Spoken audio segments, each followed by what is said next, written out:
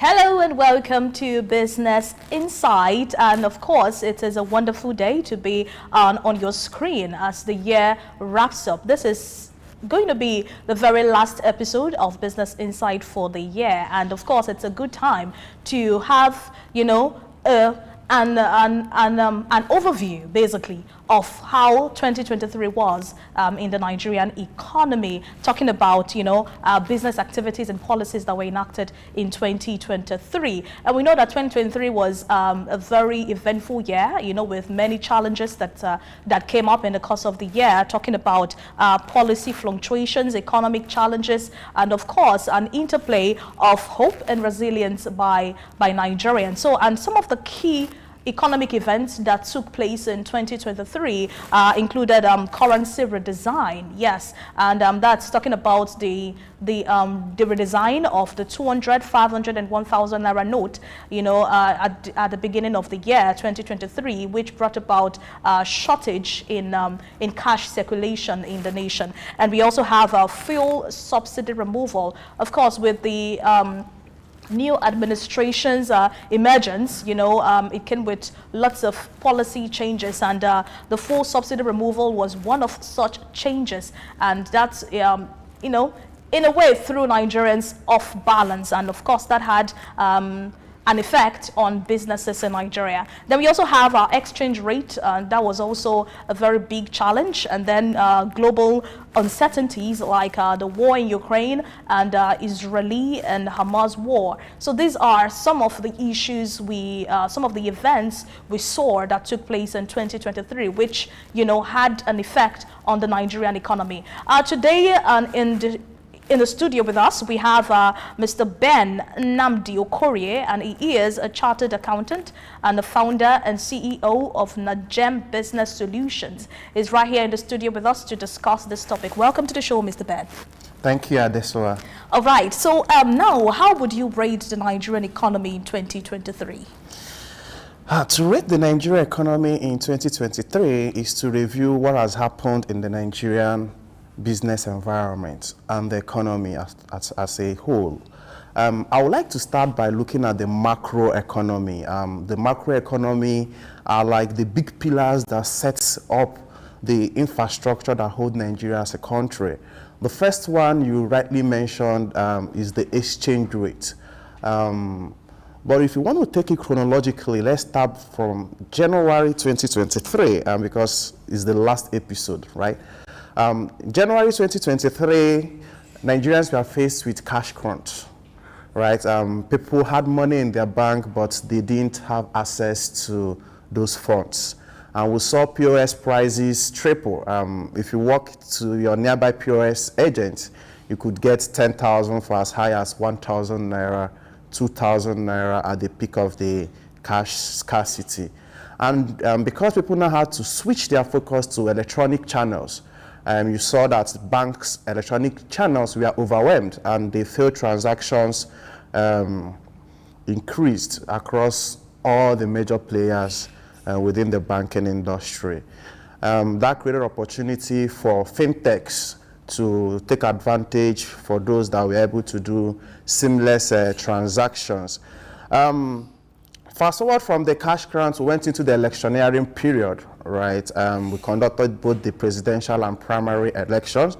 And you notice that during that period, business activities are usually on hold, so to say. And the international society and investors are watching to see the direction of the election. And you notice that the economic activities as a whole is reduced. After the electioning period, we ushered in a new government. The new government came with policies, a strong statement. In fact, on the swearing-in day, we saw the president mention that fuel subsidies were gone, and instantly fuel subsidy was gone. Even those that had fuel in their tanks and those that had fuel in transit, the fuel was truly gone, and we saw PMS price rise from 189 naira to neighborhood of 615 naira in some areas. From there, we went to the exchange rate unification, the tax reforms, and we saw the breakout of the war in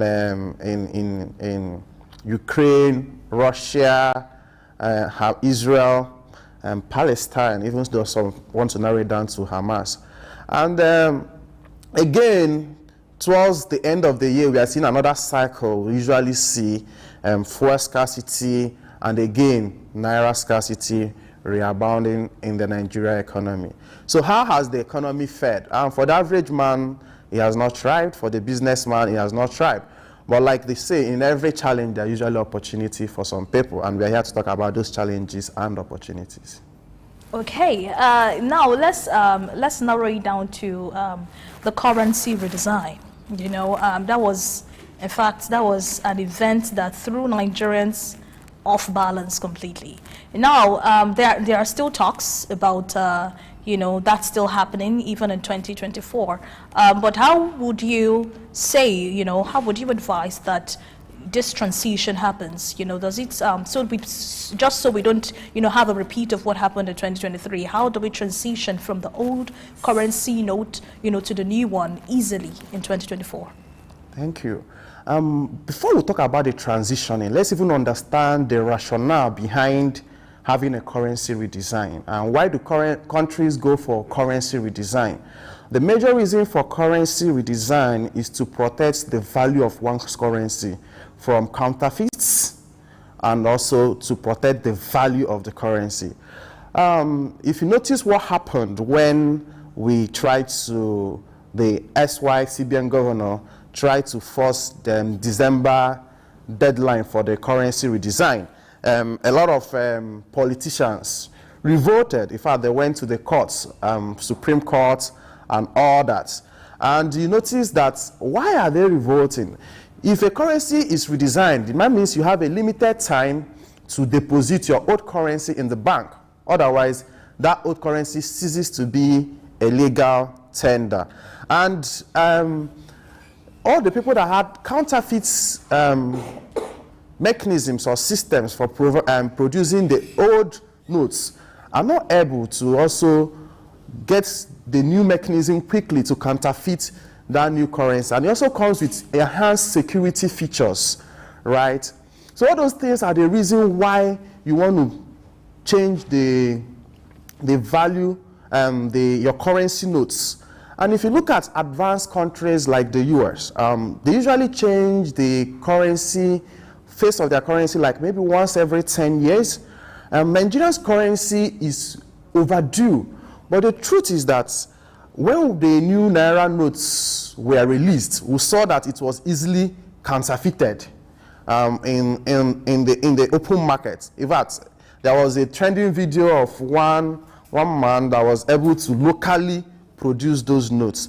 And we also noticed that the durability of the new notes, they were not as durable as the old notes.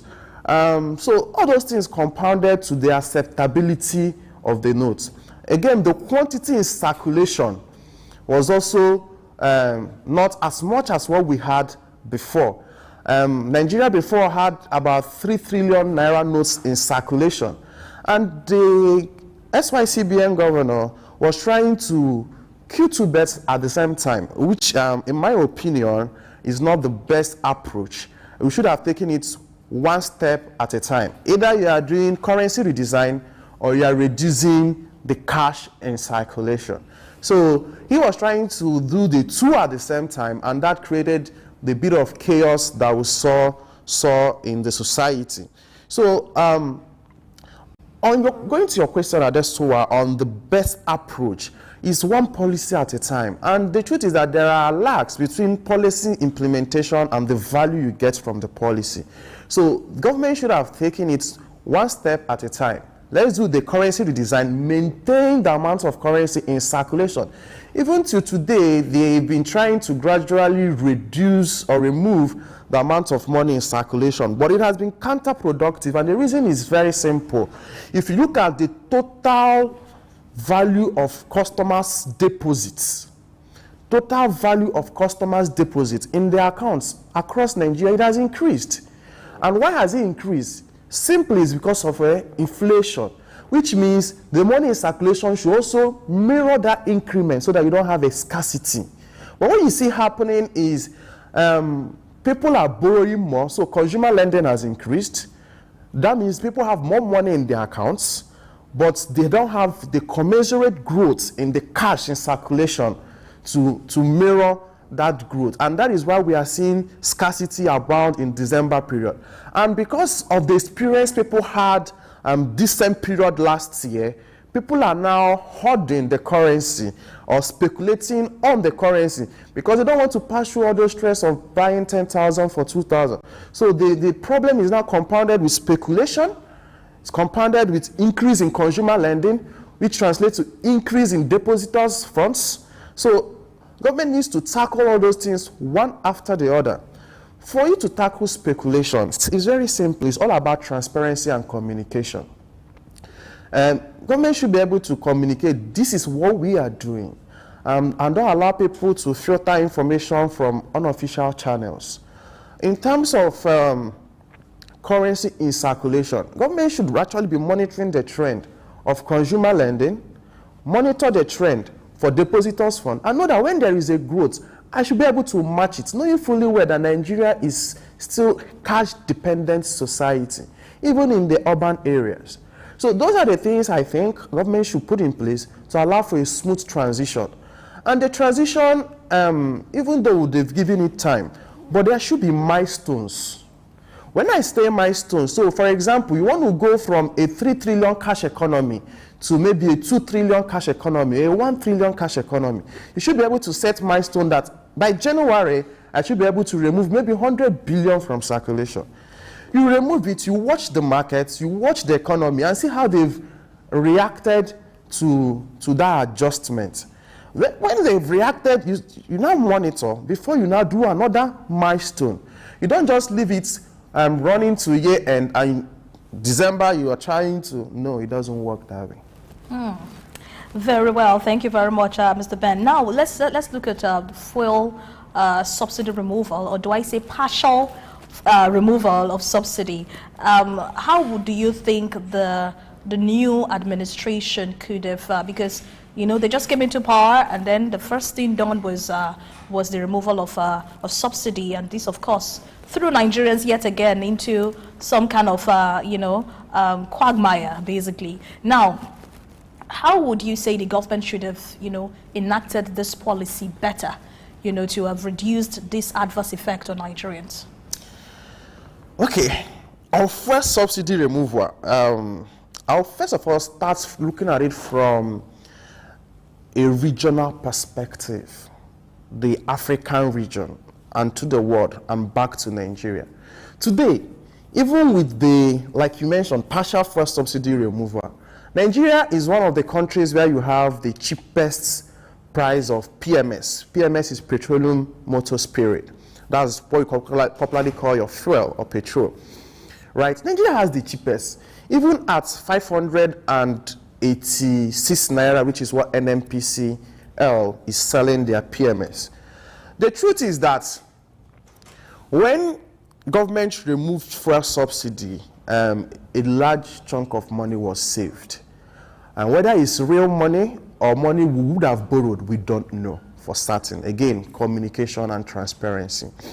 But if you look at the intricacies of fuel subsidy removal, the PMS, when the first subsidy was removed in Nigeria, can you tell me the first country that protested first subsidy removal in Nigeria? It was not Nigerians. It was our neighbors. The Okada riders in our neighboring countries, they were protesting the fuel subsidy removal in Nigeria. If you look at the total consumption of PMS daily in Nigeria, before the first subsidy was removed, Nigeria was consuming from 65 million liters per day to about 86 million liters per day. PMS. Now, government announced PMS removal on May 29th. And the very following week, the average PMS consumption in Nigeria dropped to 35 million liters per day. If you look at the gap, it's more than 50%. So what happened? Is it that cars disappeared? Cars didn't disappear, right? It is the arbitrage that existed between those who were moving the products outside the country to sell and the real consumption here in Nigeria. So The fuel subsidy removal, is it the right step? The answer is definitely yes. It is the right step, because the truth is that, and now we use the practical examples. When fuel subsidy was removed, you notice that people began to rationalize their spending around PMS. People began to carpool to the island, for example, from the mainland. People dropped their V6 and V8 engines and opted for V4 engines, right? So you notice that, like the fundamental of economics, price actually is the best allocator of resources. And by the time you keep trying to manage the price of a commodity, what you create is that demand that is not substantiated by value.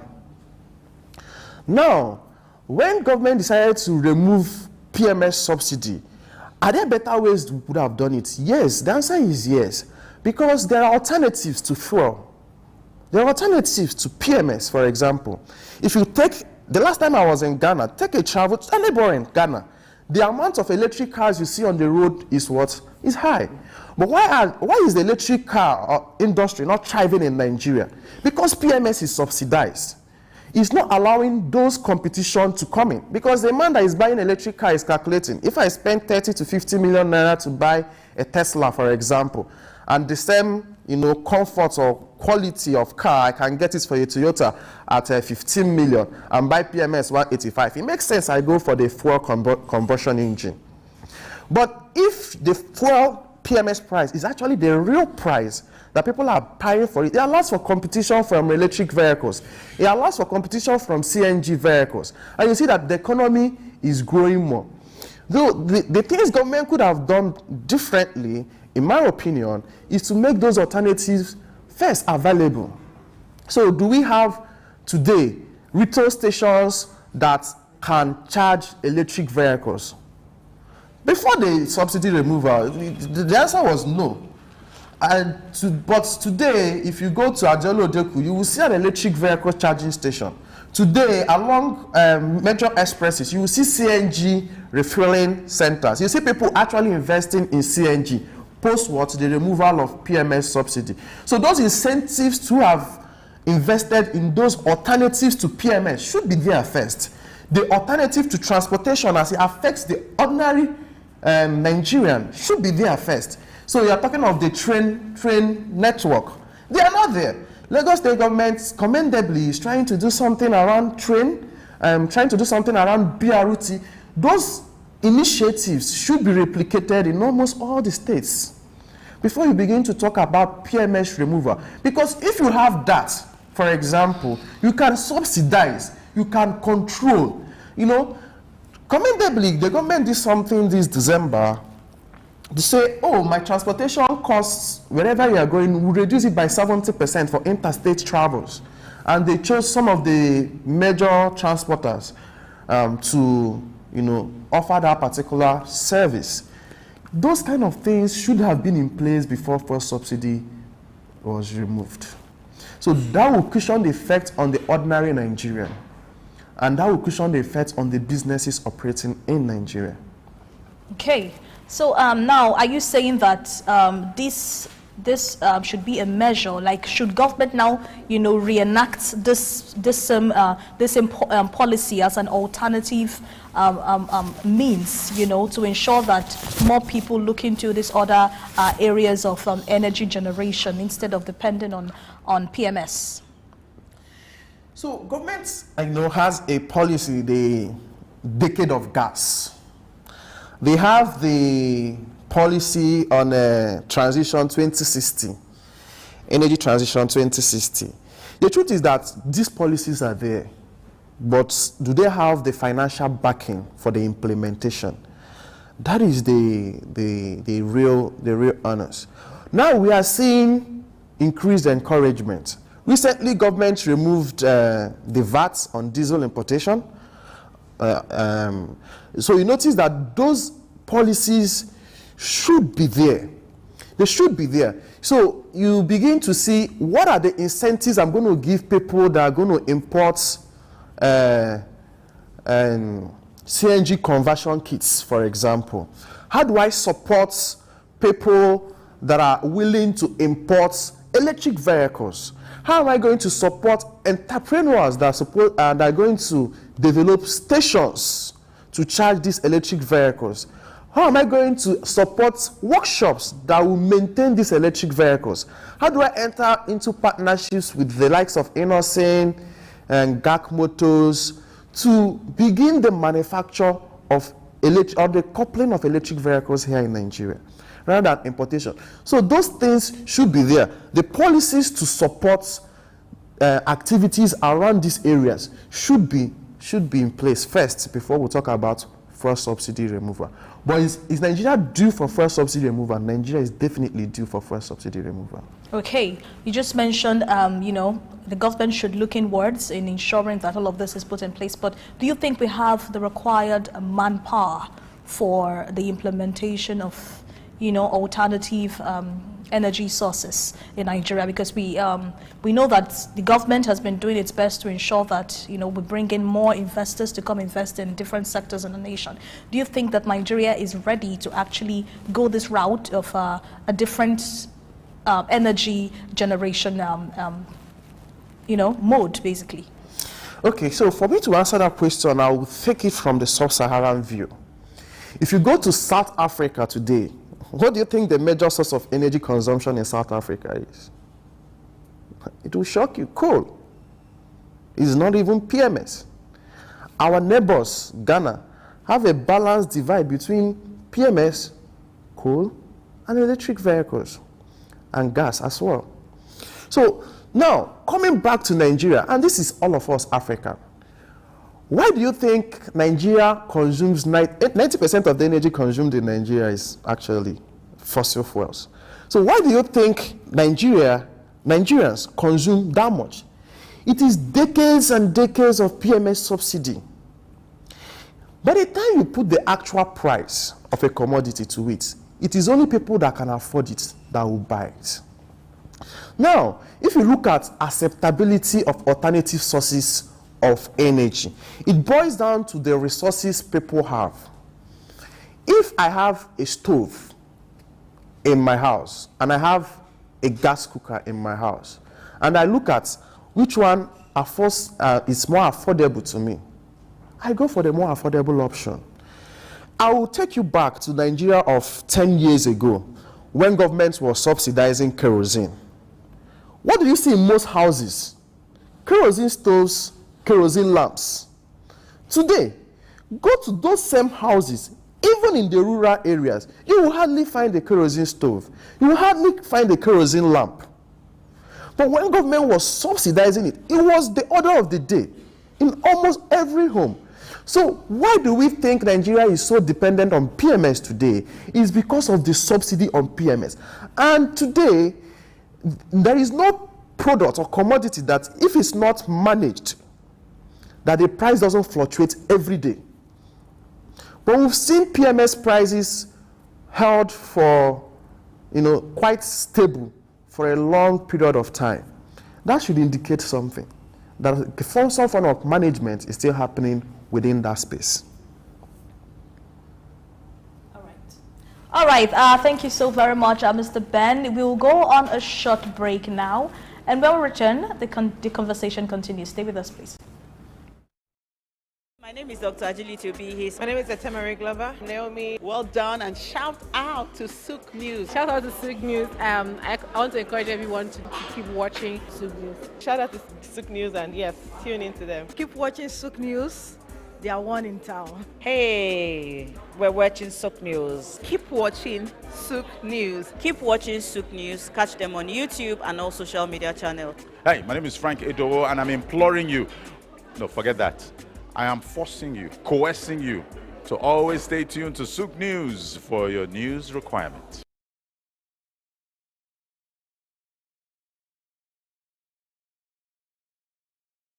Let us also give thanks for Jesus, because Jesus is the reason for this whole season. It's also the reason why we have hope that as we journey into the new year, it will not be in vain and that things will get better. This Christmas, I'm joining this unit in wishing Nigerians, wherever they are, saying to them, Merry Christmas. The church is wishing everybody a Merry Christmas, a happy and prosperous New Year. I wish everybody a Merry Christmas and Happy New Year in advance. I wish everybody in Nigeria Merry Christmas and Happy New Year in advance. God bless Nigeria. God bless everybody. Have a good Christmas. Have a Merry Christmas. I wish you all the best. My greetings go first to the President, His Excellency Bola Ahmed Tinubu, and his wife, Senator Remi Tinubu. As we celebrate Christmas, I want to greet the Lagos State Governor, Babajide Sanwo-Olu, the Oba of Lagos and his traditional chiefs, the Catholic Bishop of Lagos, Dr. Adewale Martins, and all Nigerians. I wish you all a very happy Christmas. Eko ni baje o, eku odun, eku yedun.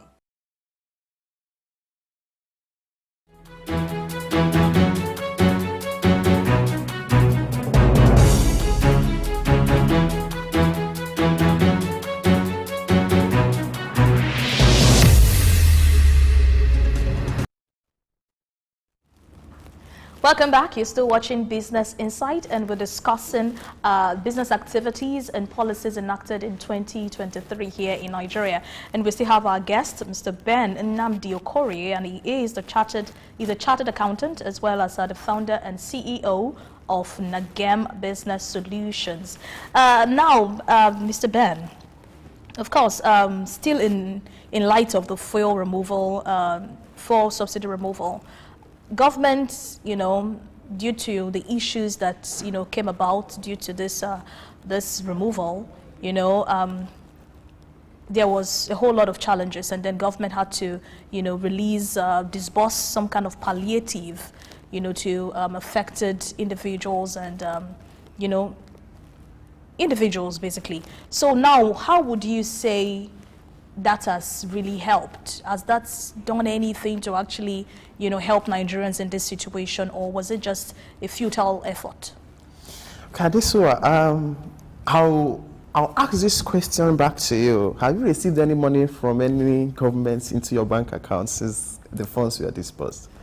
I know the answer will be no, because I have not received. And majority of our viewers have also not received any funds. Now, when the subsidy was removed, because the decision was, in my opinion, hasty and not well planned. What you saw was different moves by government to try and assuage the situation, right? So you saw government was trying to say, oh, we'll go back to the cash transfer scheme. But people pushed back on the cash transfer scheme. Government said, oh, we are going to roll out BRT buses across the 36 states. That didn't happen. Government said, oh, we're going. At the end of the day, we fell back to our federal system. Government said what? I'm going to give each state 5 billion. Go and decide how you want to share that funds. And they've started by doing what? 3 billion each to the states. Now, some state governments have done things that are commendable. So you come from Ogun State to Lagos, you see rolling out of CNG and EV vehicles, and even Okada. But the truth of the question is, are those the things that will address the concern of the poor masses? The poor man out there wants to bring down the bag of rice from 70,000 to 20,000 so that it's affordable. And how can you bring down the cost of rice for the poor man? It's by giving what? Subsidy on food transportation from the north. So the 5 billion, even though we've not seen accountability for those funds, we've seen small, programs here and there, but they are not adequate. And we've also seen some state government try to increase the minimum wage of the workers, which in my opinion is not ideal, because today the minimum wage in Nigeria is 30,000 naira. If you go to market today, can you cook with 30,000 naira for a week for a family of 4? You begin to understand the agitation of Labour Congress. You begin to understand that this 5 billion, if you just do the math, rough mathematics on your head, Nigeria has about 200 million people. unquote. So it means that each state in Nigeria, give and take, might have about, say, between 10 and 20 million people, occupants. And you're giving them 5 billion. How much will get to them? It's not up to 2,500 naira. So what again are we doing with 5 billion? But if that 5 billion is channeled into infrastructure, things that will allow the smooth operation of businesses. I'll give you an example of the subsidizing transportation of goods and services from the north to the east. You ease, the gridlock at Apapa, which reduces what? Demurrage that the traders are doing what? Are paying. So if fixing those infrastructural decays or infrastructural inadequacies in the economy would have been a better use, in my opinion, than the cash transfer system. Because today, how can you fairly say you've transferred cash to the lowest cadre in the economy? Because those people are not even financially included in the first place. If you go to the rural areas, they don't have NIN, they don't have bank accounts. So how can you account for giving funds to them? You can't get to them. So what you see happening is we'll fall back to those in the middle to lower tier having access to this one. But the old mama in the village is not getting the fund. But the old mama will feel the reduced price of rice because it trickles through the value chain if you get it from the infrastructural standpoint. So that, in my opinion, should be a better use of the funds. Indeed, I totally agree with you on that one. Now let's look at the exchange rate. How would you say the fluctuation of the exchange rate has impacted businesses in Nigeria, and how also can businesses, ensure that in the coming year, because we don't see this trend changing anytime soon because the exchange rate just keeps fluctuating, So how should businesses, coming up, in 2024, ensure that they are not casualties of this fluctuation of exchange rate? So again, one of the bold steps taken by the recent administration, 2 weeks into the administration, 14th of June, the government announced unification of exchange rates. Now, before I answer the question, let's understand what unification of exchange rate is.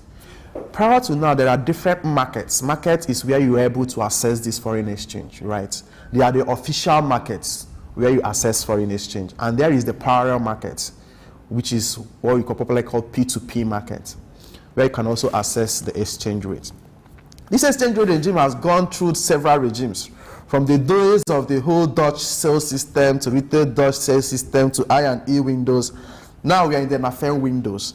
That's on the official exchange rate. On the parallel market, we've seen the BDC operators, we've seen the fintechs playing in that space, and also, of course, the well-orchestrated aboki that sells funds on the corners of the street. Now, the truth is, if you are going to ban some items from accessing foreign exchange at the official window, what it means is that automatically you are creating a parallel market, because you are not banning the outright importation of those goods. So you're not banning rice, you're not banning sugar. But people who import rice, they will import sugar. What it means is that they need to source their currency from somewhere else. So you're automatically creating what? A parallel market for those products. The major challenge with FX in Nigeria is the problem of liquidity. There is no liquidity for FX in the official market. Today, you go to FMDQ, look at the turnover of FX purchased between $70 and $100 million. That alone cannot satisfy 6 companies in Ikoyi on a daily basis. And you see open from M's in banks running in the tens of billions. Recently, we saw a news that Nigeria has 11 billion forward contracts unfulfilled. That is the challenge we have with the official exchange rate. Because the official window, the liquidity is not there, because the price is what? Managed. So when government came, they said, well, we want to unify the exchange rate. Government unified the exchange rate. What that means is that they removed the management and said, okay, willing buyer, willing seller. The exchange rate moved from 460 naira to $1 to 770 naira to $1. Immediately that announcement was made. And immediately, it affected business both in positive and in negative. If you're a business and you had FS liability exposure as at the date of that announcement, automatically it means that you have to recognize what we call FS revaluation loss. And that is why when you look at the books of some big companies like Guinness and all those other companies, they posted huge losses mid-year because they needed to recognize that FS revaluation loss. But if you as a company have FS assets, that means you recognize what we call FS revaluation gains. So these are the domain of banks. And that's why when you look at the books of most banks in Nigeria, especially the big ones, who had FS assets in excess of their FS liability, they posted humongous profits mid-year. And they also translated to what you saw play out in the Nigerian stock market, where you see the all-share index increasing by over 30% year to date. So you look at the policy, it has affected businesses, both positive and negative. But has it achieved what government was really going for, which is the unification? The answer is no. Because today, the spread in the parallel market is still mirroring the spread we saw when the exchange rate was not unified. Before, the exchange rate was 460 on the official window and 770 black market. Government unified. It came close to 770, 750, immediately after the unification. But today, what are we seeing? As at close of business yesterday, the NAFEM window is doing 872 naira to $1. But if you go to the streets and you want to buy dollar, where you actually have the liquidity, dollar is going for 1,230 naira for $1. Still mirroring the same 400 naira spread between the official and the parallel market. Now, back to your questions. What can businesses do? As a business, you need to plan ahead and you need to hedge your FS risk.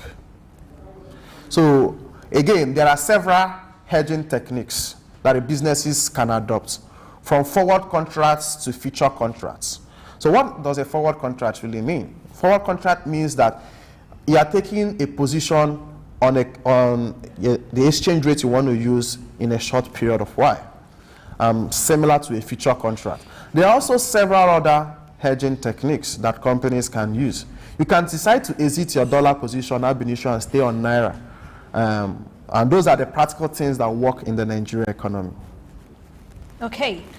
So now, still looking at the exchange rate, and of course, we can merge that with the global uncertainties, the global issues such as the war in Ukraine, Israeli war, and all of that.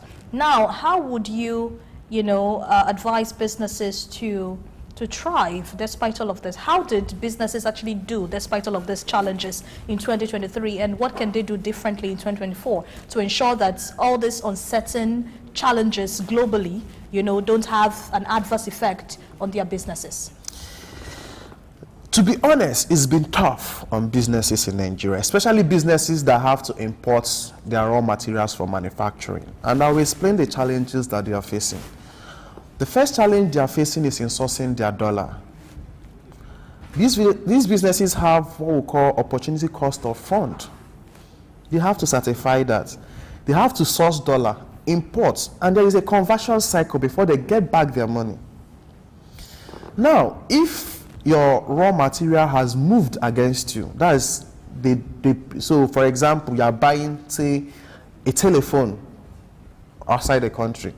The price outside has not changed. It's still $100, but because the exchange rate has moved by more than 100%, it's no longer $100 in equivalent in naira. So as mean it was 1 naira to $1, for example. It's now 200 naira as against 100 naira. So those prices have moved, and as businesses, you're not able to move that price entirely to your final consumer, unless you are operating in what we call a perfectly elastic business. Now, perfectly elastic business are businesses that can easily move their costs to the final consumer and still retain quite a number of the goods that they sell.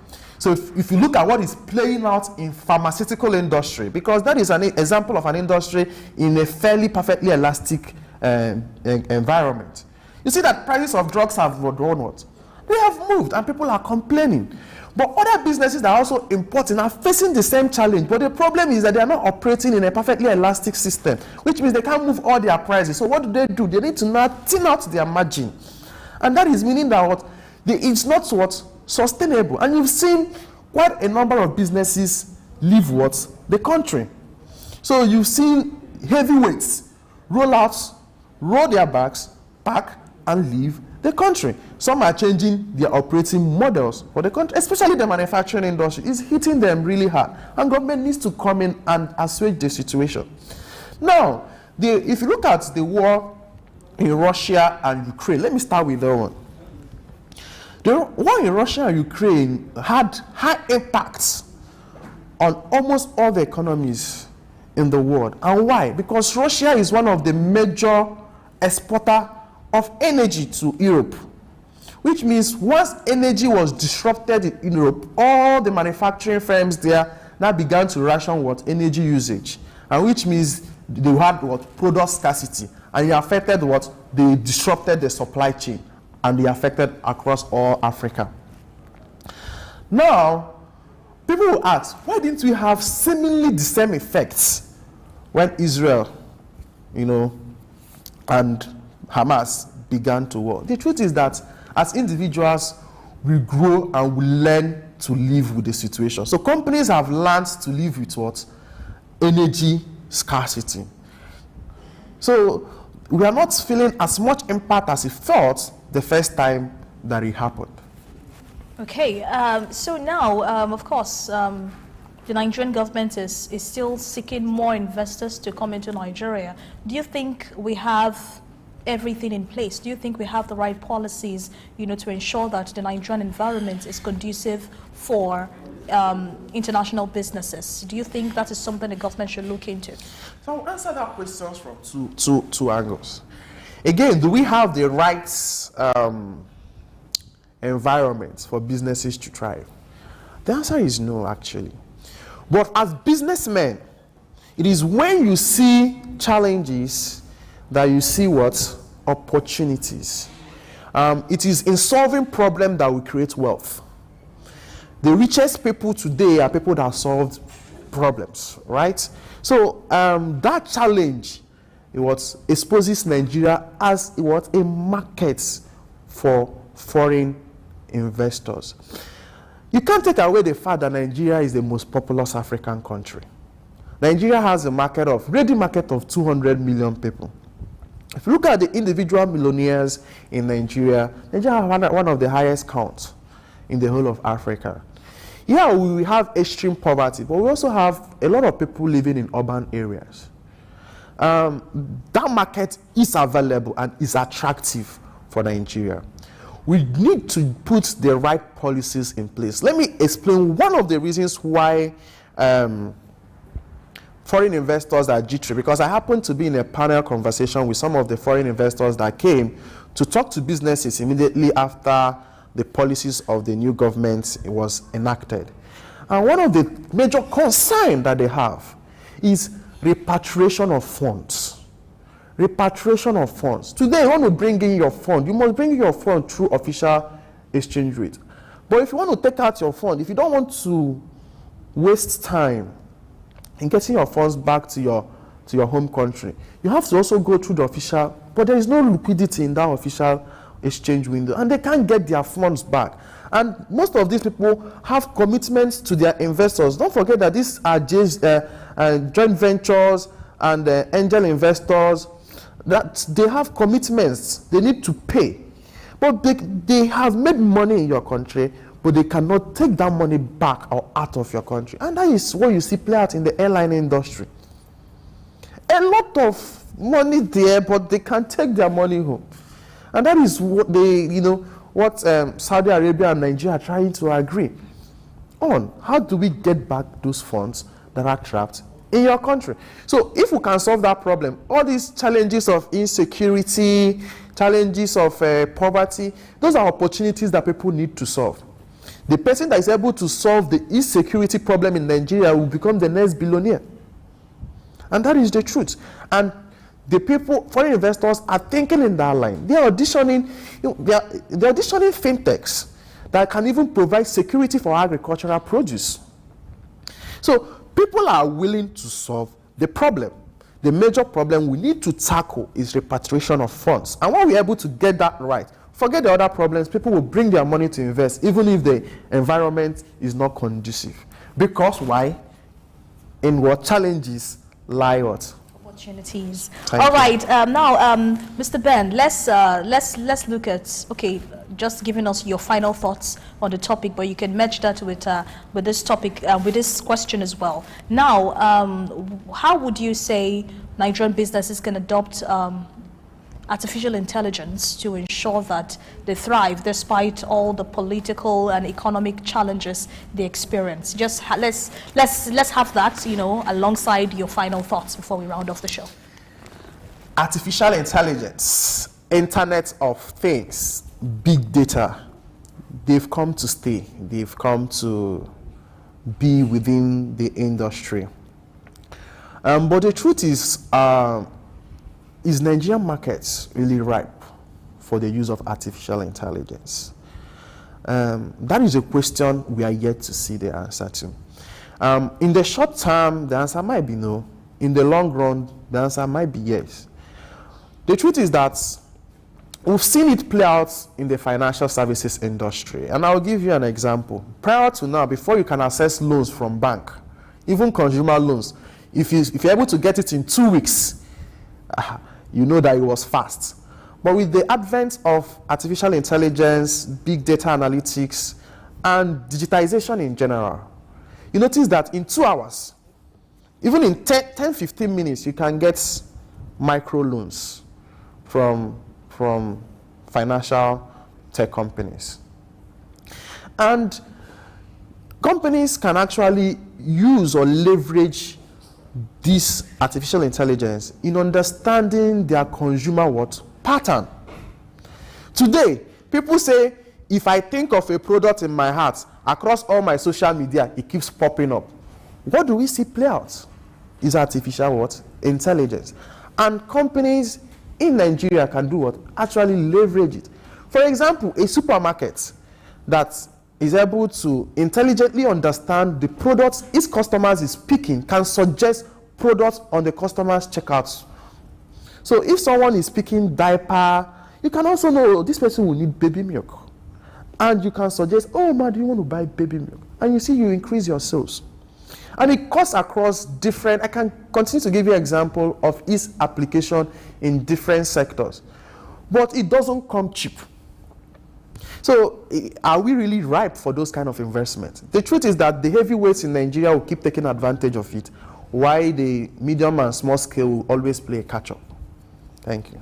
All right, thank you so very much, Mr. Ben Nnamdi Okorie, for coming on the show. We really appreciate your presence and compliments of the season as well. Thank you for having me. I wish you the same. All right, that has been Ben Nnamdi Okorie, and he is a chartered accountant and the founder and CEO of Nagem Business Solutions. And on that note, we call it a wrap on Business Insights today. We appreciate you for joining us. And today is actually, this episode is actually the final episode for the year. So we are grateful to you for joining us all through the year 2023 on Business Insight. I'm Adesua Eramosele, and I'll see you again in the new year.